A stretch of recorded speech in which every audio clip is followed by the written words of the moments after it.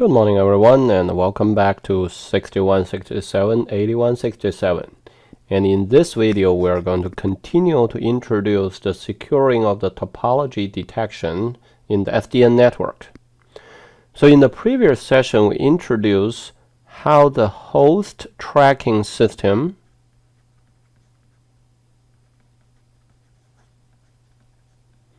is actually not very secure in the current SDN implementation, and why it will lead to or enable the node impersonation or spoof attack in the system. Okay, so we have introduced the attack and we also introduced the defense. Okay, so in this session we are going to talk about the link layer discovery protocol problem. In other words, now we have a controller and we have a whole bunch of switches under its management, and how can the controller figure out the links between the neighboring switches? Okay, so if you recall, in the previous sessions we have introduced how this LLDP protocol is actually working. Okay, and the server, the controller, will actually send out those probing packets, and the switches will forward to each other so that we will be able to figure out the connections between the links. And of course, there's one thing, okay, compared to the host, under a lot of SDN network, the switches are actually under the management of the controller. They're actually belonging to the same company. Okay, I have to remind you that this is not necessarily always true, but for many application scenario, like the data center that we're introducing, this is Amazon's data center or Google's data center. So this is actually Google's controller and these are Google's switch. And of course, you can configure the controller and the switch and to talk with each other securely. So they could easily have shared secret, shared secret or encryption key or public-private key pair between the controller and the switches so that they can communicate securely. However, there are certain application scenarios, okay, run by the third-party SDN network service provider. So in other words, they will purchase different third-party switches and hook them up into the SDN network.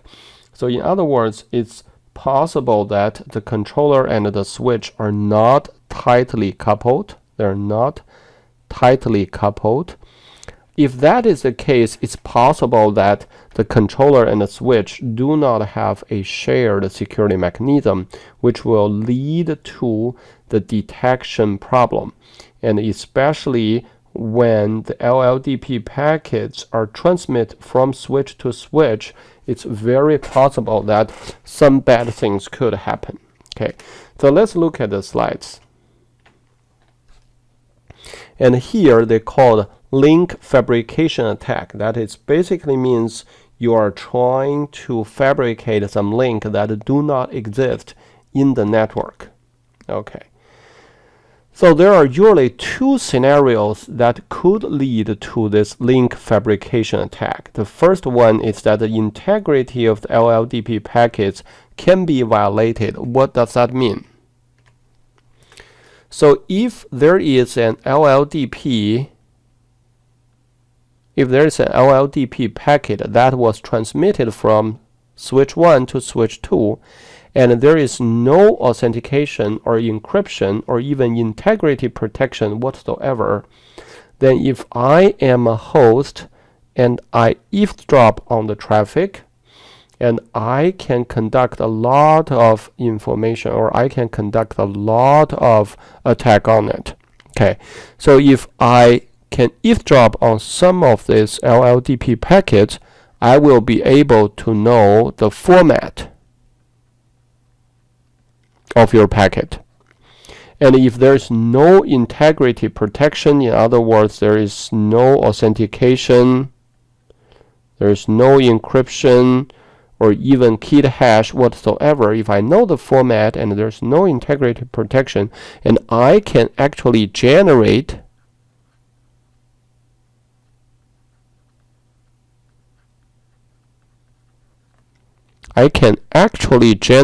fake LLDP packets. I can generate these fake packets, and I can impersonate any switch and send it to other switches that I can reach to, and it will create a link that actually does not exist. If I can actually generate fake packets, I can create any link that I want. Okay, and of course, this is more of suitable to the condition that the controller and the switches are not tightly coupled, and there's no good authentication mechanism adopted. So what if the controller and the switches are actually belonging to the same owner, and they actually have the key? Can the bad guy still do something? Surprisingly, they still can. Let's see. The second is a host can be involved in the LLDP propagation, and actually the attack that we are going to introduce involve a pair of hosts at different places. Let's draw a network scenario and you will understand. Okay, so let's say this is a controller. This is S1, switch 1, switch 2, switch 3, and switch 4. They're fairly far away from each other. Okay. Good. So let's say this is the host. Actually, this is the malicious host. So we call it MH1, and this is MH2. Okay. So the controller will send out the LLDP packet to S1, and S1 will forward to S2, and during this procedure, somehow the malicious host 1 will eavesdrop on this packet.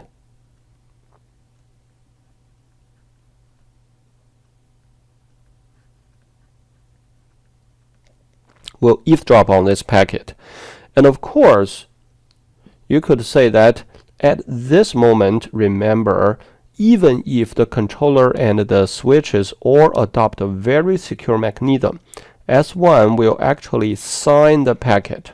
Okay, remember, at this moment, S1 does not necessarily know who is on the other side.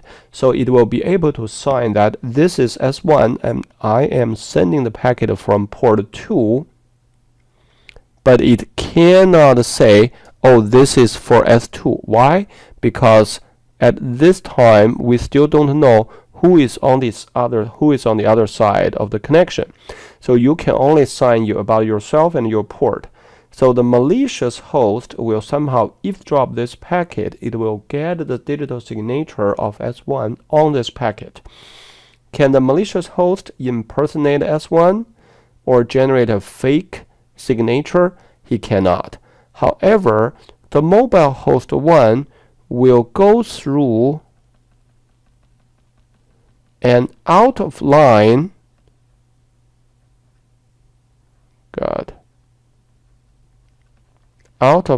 communication channel and send this packet to another M host called M host 2, who is connected to the switch 4. And now what will the MH2 conduct? It's the replay attack. Okay, here mobile host 1 eavesdrop on the packet, and here mobile host 2 will replay the packet exactly in the same format. He does not change even one bit. And remember, since when S1 send it out, it does not know who is on the other side. So there's no target address in the signed packet. It's not for S2. So it will just send it out. Now S4 will receive this packet. And S4, what will S4 thought? What will S4 think about? S4 will say that, oh, I receive a packet from S1. Well, it is really from S1. The packet originated from S1, but it's actually not your direct neighbor. But S4 will not know. S4 will say that, oh, I got a connection. I got a packet from S1. That basically means I have a direct link between S1 and S4. It will report to the controller said, hey, S1 and S4 are directly connected. If you have something you want to say, you can send it to us. Now, there is a tunnel created by a pair of malicious hosts, MH1 and MH2, and not only they created, and they have full control of the tunnel. So if the controller sends something to S1 and S1 try to forward to S4, MH1 will be able to capture this packet and through the tunnel send it to S4. So from this point of view, it seems that we create such a link. The problem is this channel will be fully controlled by the bad guy. They can selectively discard packets, or they can selectively transmit or forward the packets. This will become a very dangerous operation in the software-defined network. Okay. So here we say, hey, the vulnerability could be caused by there is no integrity protection of the packets, and it could also be caused by the host that is malicious, and it can involved in the LLDP propagation packets. And this will lead to the attack of fake LLDP packets or the LLDP replay attack, and they call it a relay here, but they're basically the same thing. Okay. So now we have a link fabrication attack, and there will be connections that do not exist in the network. So if the controller tells the switch to forward the packet following this link, the switch will not know what to do, because I actually do not have a connection to S4. What am I supposed to do, right?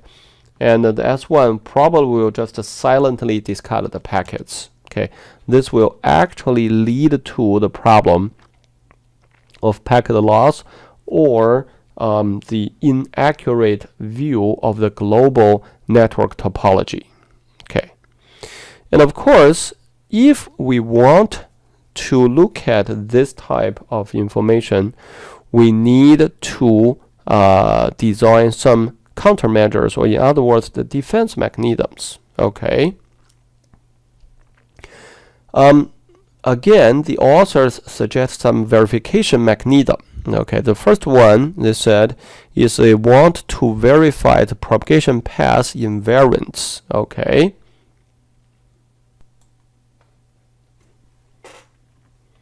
So what does that mean? The authors actually, if you read the paper, suggested two sets of solutions or defense mechanisms. Okay. So we need to defense.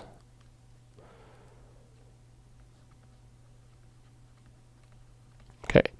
The first, of course, is still authentication.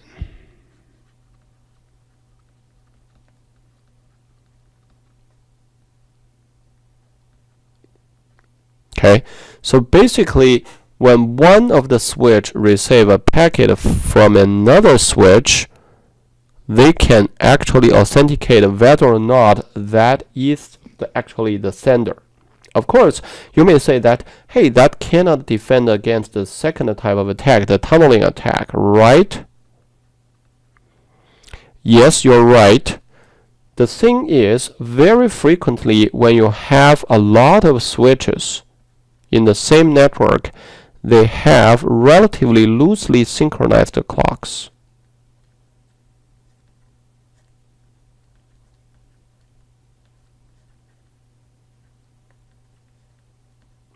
In other words, when all the switches look at their local clock, they have synchronization, they have the same time. That is very important, because now if there is a tunnel, when server 1 and server 4 look at the time that the packet was sent and the time that the packet was received, they will notice that the duration of time is very long. Why is it very long? Because this packet is actually a replayed packet.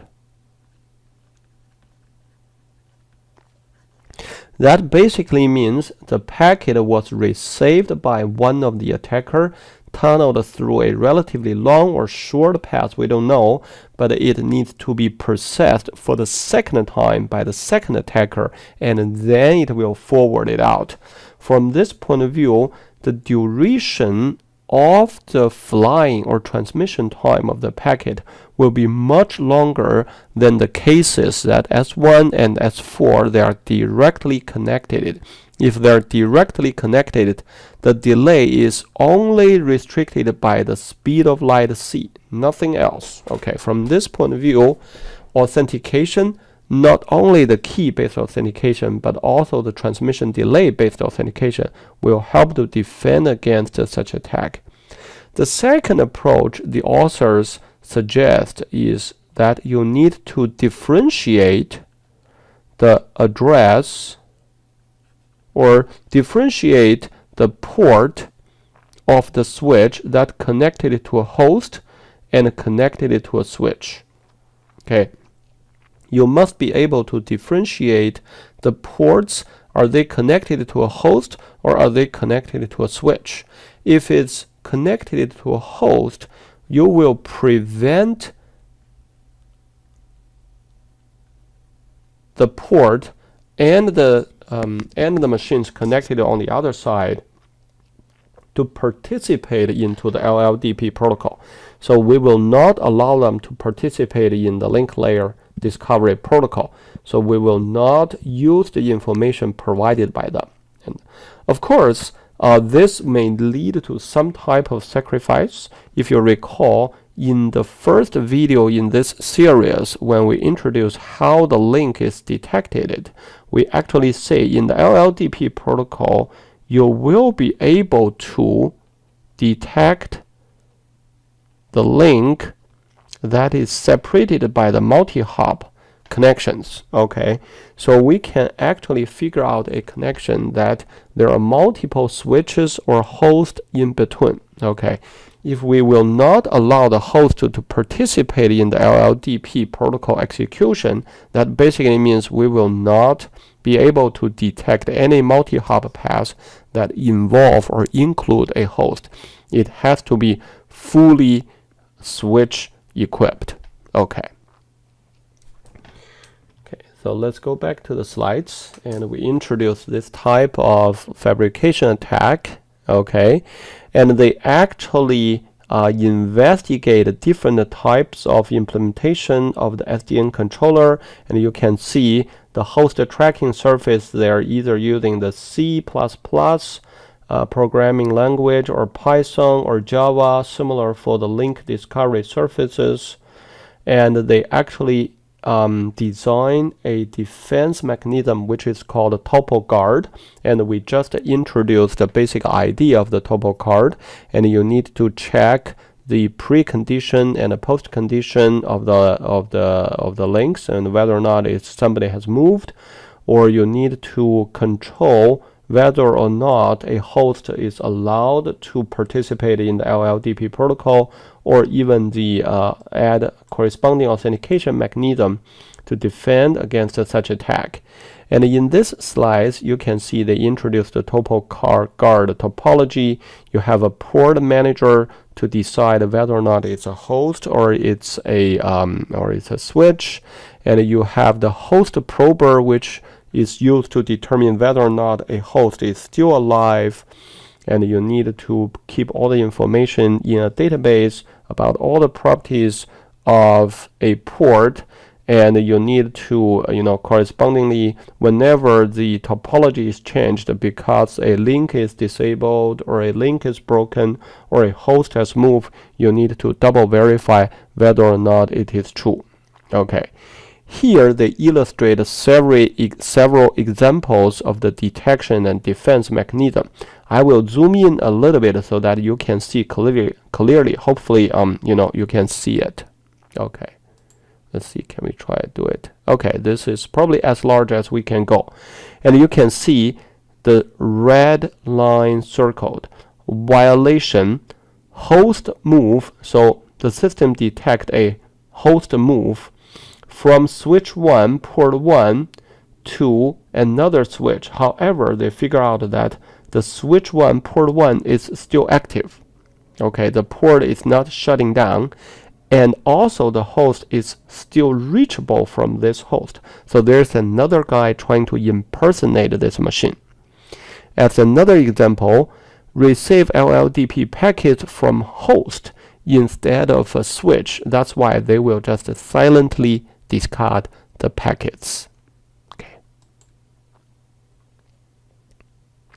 And here they investigate the overhead of this LLDP processing overhead and also the normal packet processing overhead.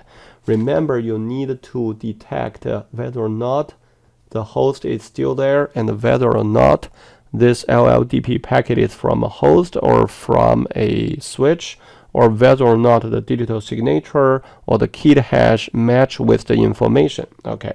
If it's a hash, obviously that's a very fast procedure, and you can see actually it only takes 0.02 milliseconds, and for the normal packet processing overhead is 0.32 milliseconds. So the overhead is relatively small. It's actually pretty small.